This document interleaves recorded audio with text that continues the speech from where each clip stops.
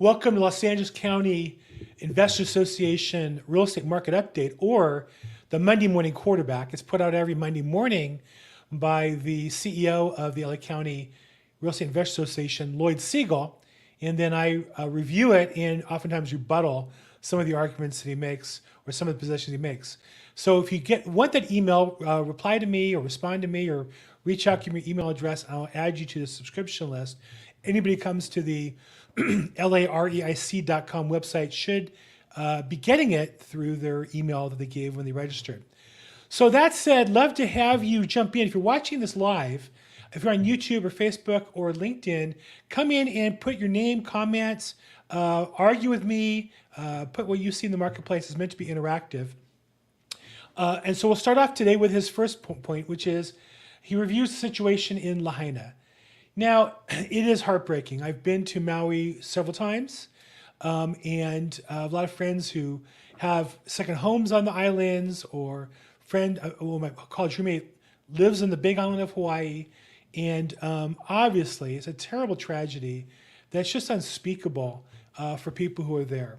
I think the thing that strikes me, and I don't mean to in any way diminish the pain for the people lost, the families, the people know them, the people of Lahaina. I think, though, that life is very fragile. I think all of us need to appreciate that. Hopefully, this is a reminder for us that while we're in great places, going to great restaurants and clubs and enjoying the weather, that life is fragile, worth appreciating while we're in that moment. 100 people, unfortunately, I think, passed during this disaster. There's no other way to say it.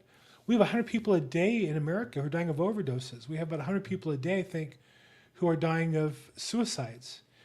And we're surrounded with this pain as well. And so if there's one lesson for those of us who are moved by the loss of the people of Maui, it's let's take care of the people around us. Let's take care of the people, make sure we are strengthening ourselves as best as possible to respond to these situations.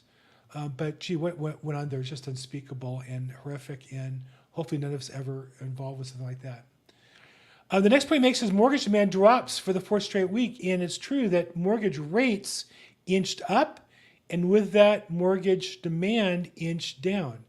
And what that means is that, in particular, refinances go down because if you don't need the money, you're not going to get it. But also, it's affecting the purchase market. And so the rates have been between 6 and 7 most of the year. They slightly above 7 a couple times, but for the last 4 weeks have gone above 7, and today closed about 7.25. It's starting to impact the buyers. Now, we still have more buyer demand than normal by historical standards, certainly here in Los Angeles, but it's starting to affect the market. And I'm sure people are watching that. And the reason why it's interesting, we were told last week that because of the Fed rate, because of the CPI rate, Consumer Price Index, that mortgage rates wouldn't respond negatively, would not go up. And they did. And I think the answer is everybody pretty much knows that the government numbers are just cooked now. I mean, I think we all know that the government is run for the employees. And I believe they're going to put out statistics that make things look good so they can stay in their positions. They're not going to alarm us because most people I talk to see the cost of living going up faster than 3%. In terms of food cost, I just noticed everything. I bought raisins last week, Sun-made raisins. And I remember when I was a kid, you have a big box, and then one day they had snack boxes, which were, I don't know, maybe as big as my hand, and wide. And then they had little mini snack boxes, right? Well, now the snack size box is almost like the mini. They're thinner, they're smaller. That's not inflation. They just cut down the quantity you get for the money. It has the same effect. And so I think that's what's going on here is inflation is driving up mortgage rates, which is going to eventually slow down the housing market. Next point he makes is the foreclosure activity dips in July. There's next to no foreclosure activity nationwide. This shows in July there were 31,000 foreclosure filings. And that doesn't include repossessions, that's just filings. And if you think about that, we have 5 million homes sold in a bad year. That might be only 4.5 million, which means 400,000 a month sold. And these are just filings. And filings end up being delayed or cured. So there are certain areas where it's worse. But overall, the number of foreclosure activity by historical standards is extremely low. Next, LA County property values hit a record $2 trillion. One of the things you're going to see, it's already started here in LA and Culver City, is as the governments will look for more tax dollars, we have people with income leaving the state, with people with income sheltering income. One thing they can't hide is the value of their property. And so in LA, we have this tax now for home sales over a certain amount.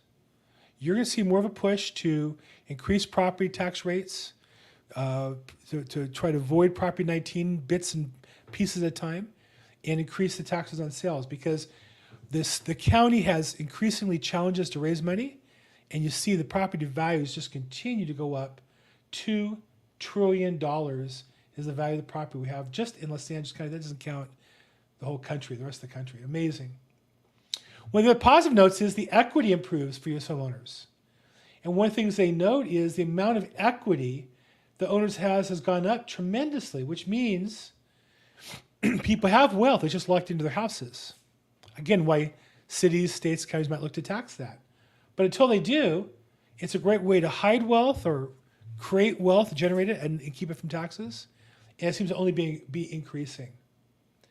And the portion of homes that were equity rich went up to 47%, the highest point in the last 4 years, to 49%. Are called equity rich from 47%. Amazing. How many people have homes with very little loans on it? Next, Lloyd talks about 8 cities that will pay you to move there. And these are cities that will have some tax breaks and grants and incentives to get you to move because they need more people. And those 8 cities he identified as Tulsa, Oklahoma, the Shoals in Alabama, Topeka, Kansas, Rochester, New York, West Lafayette, Indiana, Morgantown, West Virginia. It's a college town, actually. I think it's West Virginia University. Newton, Iowa, and South Burlington, Vermont. These are all places that will pay you. They have low rents. So if you're looking to relocate to save some money, those are places you might want to think about. This one's near and dear to my heart.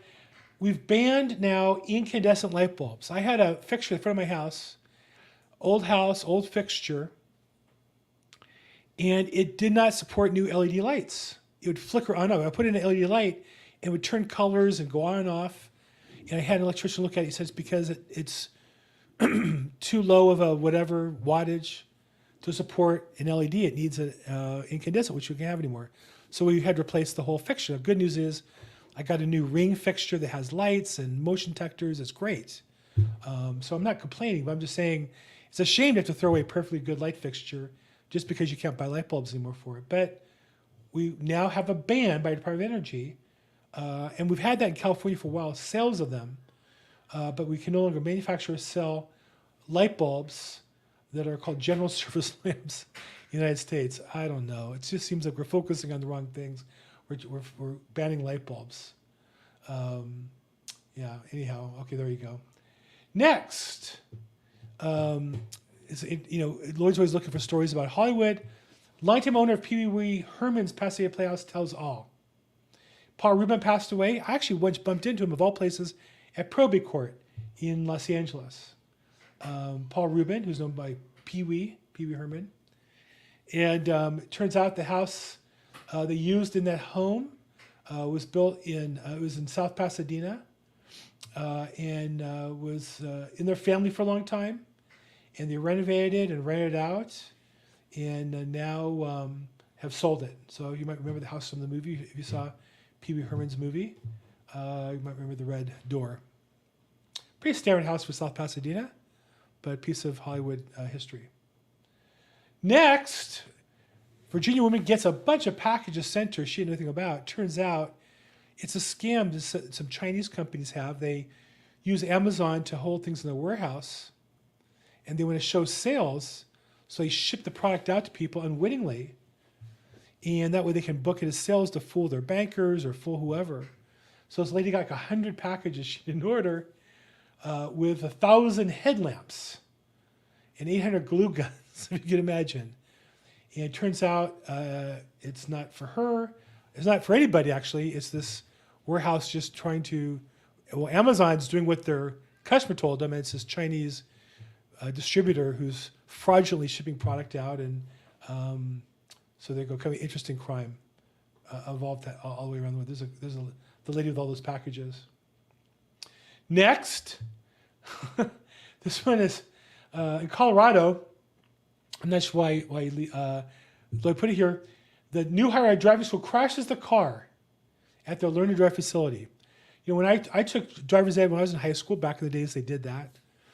And those days we had VW bugs, specially built with driver's controls on both sides, steering wheels and gas pedal and brake pedal, one stick shift in the middle. That's how old I am. And my first day out, we were paired up with a person, so it was 2 students and the teacher in the car. And even though I was only 15, I had been driving. In those days, we took cars out and went racing up in the hills, up in La Habra Heights, Weir Heights. So I'd driven a car many times. Don't want to tell anybody that. But this guy I was with never had. He was obviously very nervous, very scared. And I went to high school, La Habra High. We went just south, straight down on Monteverde, make the first left turn at the light there. And he was too late in turning, and the teacher was trying to push him to turn faster, and then he was trying to turn faster, and the teacher was trying to make us go straight. And we literally crashed the car into a light pole on La Habra Boulevard in Monteverde. And the teacher was so mad at the student because he didn't listen. And he drove us back to the school, dropped him off, and got another car and took me out. And my drive was uneventful. But here's a case where the teacher crashed the car. And gee, that must be embarrassing. There you are, right into the window of the Learn to Drive school. That makes, maybe for good advertising, I don't know how that works. Okay, so those are the articles he put in this week. The Vendors Expo returns on September 14th. We just had it last week on Thursday. It was a great event. We had, 40, 50 vendors. We had about 200 people, it seemed like. It was a great event. Come this coming week, September 14th, is the next Vendors Expo. And then on the 4th Grand Expo, October 21st, on a Saturday, I won't be there. I have a conflict that day, but be a great event. Huge lineup of great speakers, a huge lineup of great vendors. Not to be missed if you're in the area. Really, 12, he says national real estate expert speakers. He is right. They are all really, really, really good. Okay, so that's the week in real estate through Lloyd Segal and my rebuttal. What do you think? What do you see happening in the real estate market? What are you doing? Where are you learning? The LA County Real Estate Investor Association is meant to help you do 3 things: learn, network, and find a mentor. So I'm glad to teach. Hopefully you learned a little bit about the market today. We want you to network with each other. Go to the Facebook group for the LA Real Estate Investors Club, and LA County Real Estate Investors, and you'll find more networking and learning opportunities. I'm Bill Gross. I'm at Bill Gross Probate if I can help you. As always, make today your best day ever. Thanks so much.